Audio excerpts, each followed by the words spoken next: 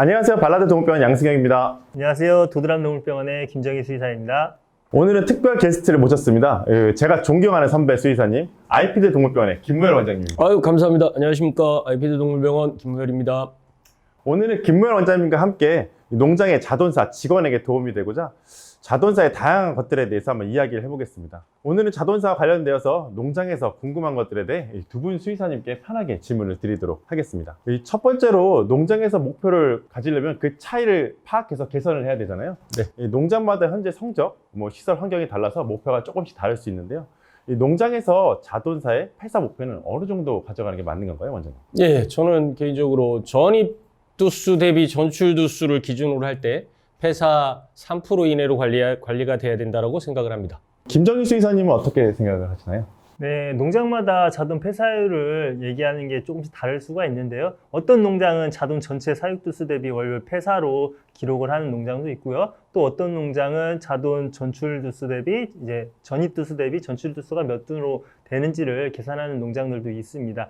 저는 개인적으로 배치별로 그 폐사율을 기록하는 것을 좋아합니다. 그 이유는 자돈이 약 4주령에 입식해서 10주령 정도의 육성사에 전출을 갈 때 몇 두가 전출되고 몇 두가 폐사됐는지 각 배치별로 폐사율이 굉장히 다를 수가 있습니다. 그냥 통째로 폐사율을 기록하다 보면 어떤 특정 배지에서 많이 죽고 또는 적게 죽었는지를 정확히 알 수가 없기 때문에 저는 배치별로 정확하게 세분화해서 폐사율을 기록하는 것을 추천드리고요. 그 이유는 폐사율이 만약에 어떤 특정 배치에서 높았다고 하면 결국에 분만사부터 문제가 됐을 수가 있기 때문에 그런 세분화하는 폐사율 기록을 추천드립니다.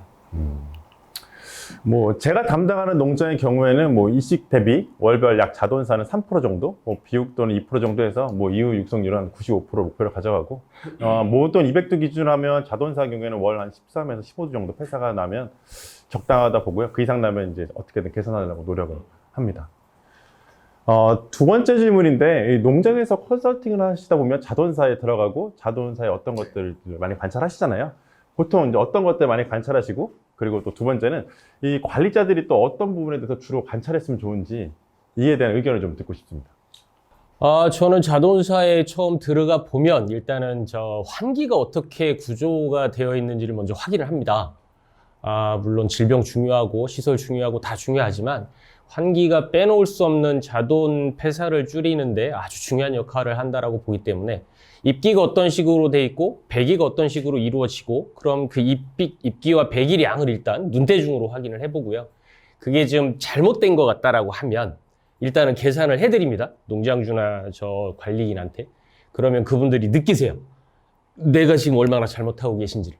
그런데 환기적으로 문제가 안 된다라고 하면 그 다음은 자돈사 아프니까 치료를 해야 되는 건 당연하지만 이 아들이 왜 아픈지에 대해서 다시 저는 원론으로 돌아가서 후보동 관리부터 다시 설명을 하기 시작을 합니다.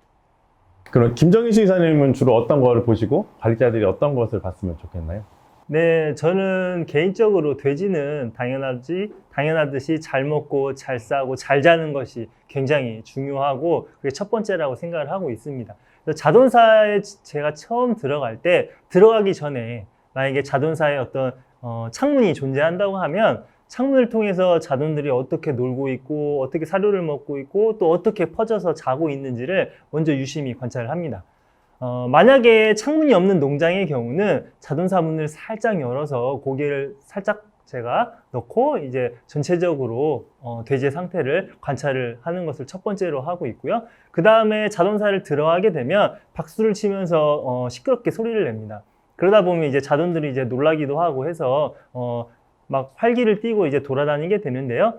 그렇게 이제 자돈들을 활력을 불어넣고 나서 각 돈방별로 돌아다니면서 자돈들을 약간 N자를 눈으로 이제 N자를 시선을 하면서 자돈들의 어떤 돈방 단위의 자돈들의 어떤 체중 편차라든지 또는 환돈 또는 엉덩이 쪽에 어떤 설사가 있는지를 유심히 관찰을 합니다. 그리고 나서는 저는 이제 사료통에 좀 관심을 많이 가지고 있습니다.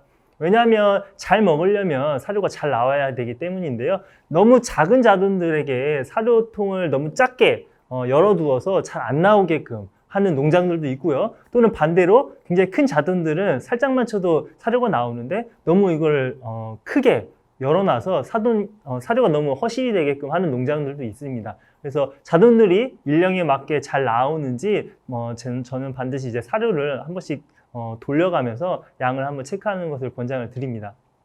그리고 나서 이제 환기도 굉장히 중요한데요.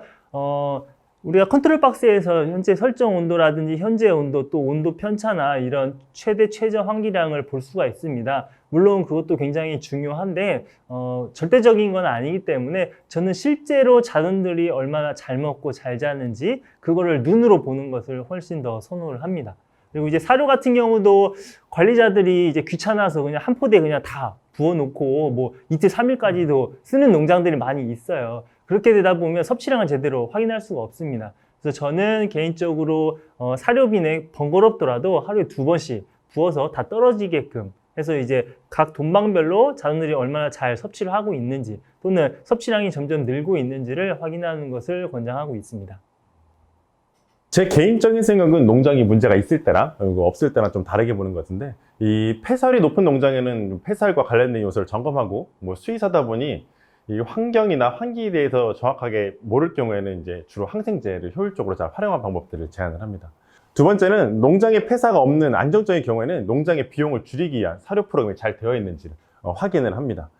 보통 사료에서 제안하는 사료 프로그램이 있는데 그 자료를 자세히 보면 이 제안하는 체중과 일령이 있습니다. 한마디로 우리 농장이 사료회사에서 제안하는 사료 프로그램에 맞게 증체, 즉 일령과 체중이 잘 맞는지 좀 확인을 해보셨으면 좋겠습니다.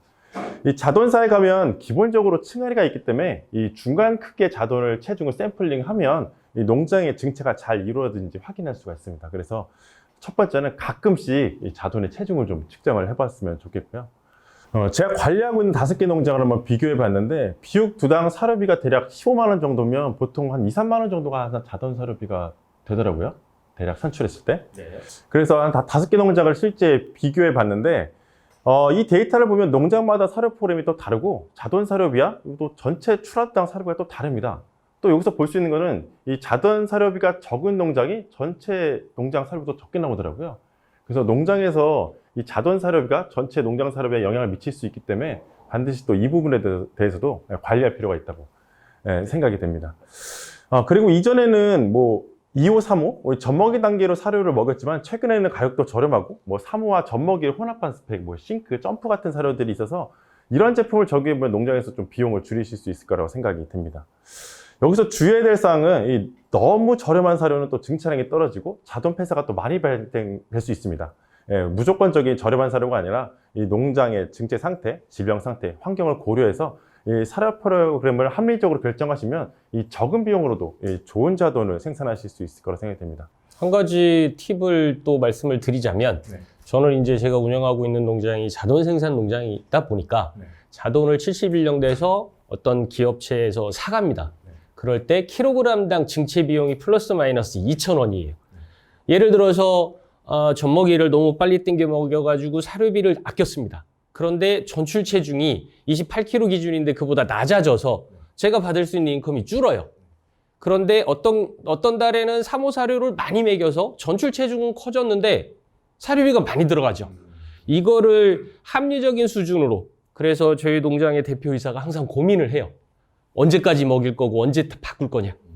그래서 지금은 저희가 한 29kg 정도 전출 체중 평균을 맞추고 4호 사료 들어가는 시점을 지금 제 기억으로는 아마 젖먹이 들어가는 시점에 한 48일령 정도 되는 걸로 알고 있습니다. 그래서 이렇게 판단이 좀 어려우시면 이 농장의 데이터와 옆에 있는 김무현 원장님이나 이 컨설턴트와 같이 고민하시면 이런 비용을 줄이고 효과적으로 자돈을 생산하는 데 도움이 되실 거라고 생각이 됩니다. 이번 시간에는 자돈사의 폐사 목표와 자돈사의 신경 써야 할 부분에 대해서 알아보았습니다. 다음 시간에는 자돈사의 백신 프로그램과 각 원장님들에 대한 견해를 좀 들어보도록 하겠습니다.